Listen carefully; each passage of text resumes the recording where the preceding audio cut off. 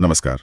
सोचिए एक ऐसा नियम बनाया जाए जो सुनने में एकदम सही लगे, लोकतंत्र के लिए शानदार, लेकिन असल में वो उस काम को ही रोक दे जिसे करने के लिए उसे बनाया गया है।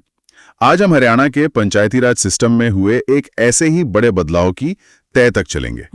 हमारे पास महेश कौशिक की एक खास रिपोर्ट है जो मुख्यमंत्री नायब सैनी की सरकार के एक नए फैसले का विश्लेषण करती है। ये फैसला गांव में विकास के काम करने का तरीका पूरी तरह बदल सकता है। आज हम समझेंगे कि ये नया नियम क्या है, इसके पीछे की सोच क्या है और जमीन पर इसका असर अच्छा होगा या फिर ये विकास का गला घोंट देगा। ये वाकई एक दिलचस्प मुद्दा है, क्योंकि पंचायती राज सिर्फ एक सरकारी व्यवस्था नहीं है, ये हमारे गांवों की धड़कन है। इसमें लाया गया कोई भी बदलाव सीधा गांव की गली, स्कूल और पानी की टंकी तक असर डालता है। तो चलिए देखते हैं कि इस नए नियम के पीछे क्या पेच है। तो सबसे पहले ये नियम है क्या? सीधे शब्दों में कहें तो अब गांव में कोई भी विकास का काम, मान लीजिए एक नई सड़क बननी है या स्कूल की मरम्मत होनी है, हाँ, तो उसका प्रस्ताव ग्राम सभा की बैठक में पास कराना होगा। और ट्विस्ट ये है कि उस बैठक में गांव के कम से कम कुछ लोगों का मौजूद होना अनिवार्य है। अच्छा। और ये संख्या छोटी मोटी नहीं है। रिपोर्ट बताती है कि पहली बैठक के लिए गांव की कुल आबादी का 40% कोरम चाहिए। 40%? हाँ, 40। अगर पहली बार में 40% लोग नहीं जुटे तो दूसरी बैठक में 30%। और अगर तब भी बात नहीं बनी तो तीसरी और आखिरी कोशिश में कम से कम 20% लोगों का होना जरूरी है। और अगर 20% से भी कम हुए तो वो प्रस्ताव वहीं रद्द हो जाएगा। ओहो, यहाँ पर रुककर एक बात समझना बहुत जरूरी है। पंचायत और ग्राम सभा में एक फर्क है। हाँ, इसे थोड़ा आसान भाषा में समझाइए। इसे ऐसे समझिए, अगर सरपंच और चुने हुए पंच गांव की कैबिनेट है जो रोजमर्रा के फैसले लेते हैं, ठीक है, और ग्राम सभा उस गांव की संसद है जहां गांव का हर वोटर एक सदस्य है। पहले ज्यादातर फैसले ये कैबिनेट ही कर लेती थी। सही। लेकिन अब हर बड़े बिल को इस संसद से पास कराना होगा, वो भी तय संख्या की मौजूदगी में।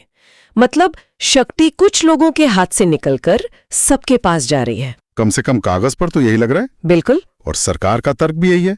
जब हम ये सवाल पूछते हैं कि ये बदलाव क्यों लाया गया, तो जवाब मिलता है लोकतंत्र को मजबूत करने के लिए।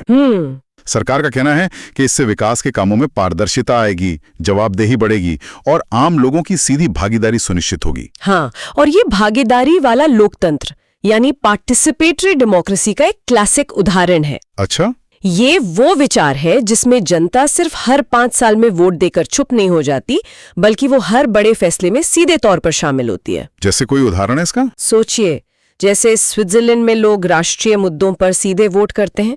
ये उसी मॉडल का एक छोटा ग्रामीण संस्करण बनाने की कोशिश है।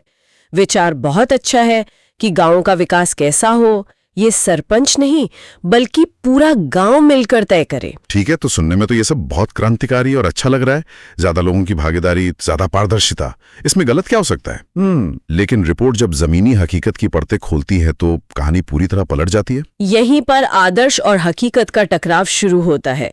सबसे पहली और बड़ी चुनौती है इतने लोगों को एक जगह एक समय पर इकट्ठा करना। गांव में लोग सिर्फ घर पर नहीं बैठे होते, कोई खेत पर काम कर रहा है, कोई मजदूरी के लिए शहर गया है, बच्चे स्कूल कॉलेज में हैं। सही बात है। ऐसे में किसी एक दिन काम के समय पर गांव की 40% आबादी को बुलाना लगभग एक त्योहार का आयोजन करने जैसा है। ये व्यावहारिक रूप से बहुत बहुत मुश्किल है। 1 मिनट रुकिए, 40%? जी हाँ, 40। मैं तो 4 दोस्तों को डिनर के लिए एक साथ इकट्ठा नहीं कर पाता, तो एक सरपंच पूरे गांव के 40% लोगों को कैसे इकट्ठा करेगा? ये तो लगभग असंभव सा लगता है। आपने बिल्कुल सही नब्ज पकड़ी है। और यहीं से दूसरी और शायद सबसे बड़ी चिंता निकल कर आती है, गांव की अपनी राजनीति, अपनी गुटबाजी। रिपोर्ट इस खतरे को बहुत साफ तौर पर बताती है। इसे एक उदाहरण से समझते हैं। हाँ, बताइए। मान लीजिए एक सरपंच है रमेश, जो अपने गांव में लड़कियों के लिए एक सिलाई केंद्र खोलना चाहते हैं। एक अच्छा काम है। हाँ, गांव की बेटियों को हुनर मिलेगा।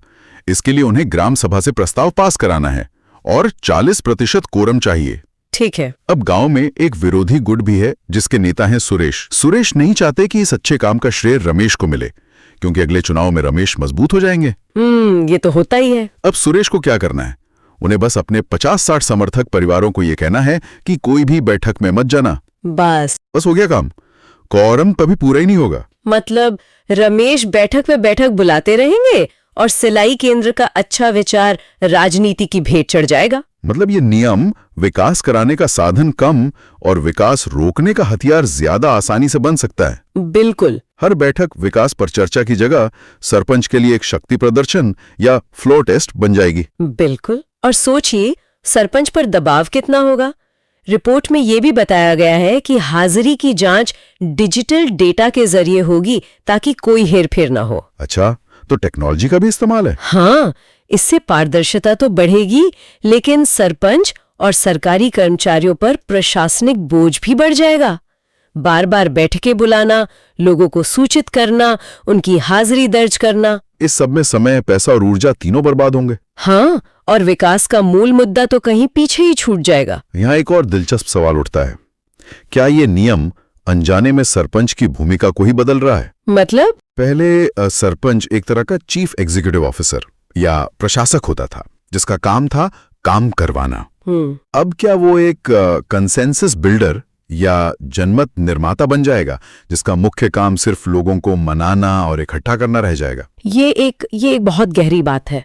सरपंच का फोकस विकास से हटकर मैनेजमेंट पर शिफ्ट हो सकता है। सही। और इसका एक और पहलू है, क्या ये नियम सरपंचों को एक तरह का सुरक्षा कवच भी देता है? सुरक्षा कवच? वो कैसे? मान लीजिए गांव में कोई मुश्किल फैसला लेना है, जैसे किसी अवैध कब्जे को हटाना। ठीक है।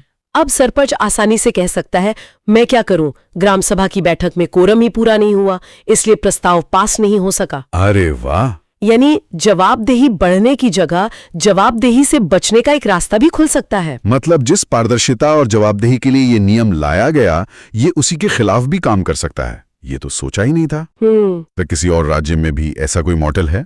क्या वहां से कुछ सीखने को मिलता है? कुछ राज्यों में कोरम के नियम हैं, लेकिन 40% जैसी ऊंची सीमा बहुत कम देखने को मिलती है।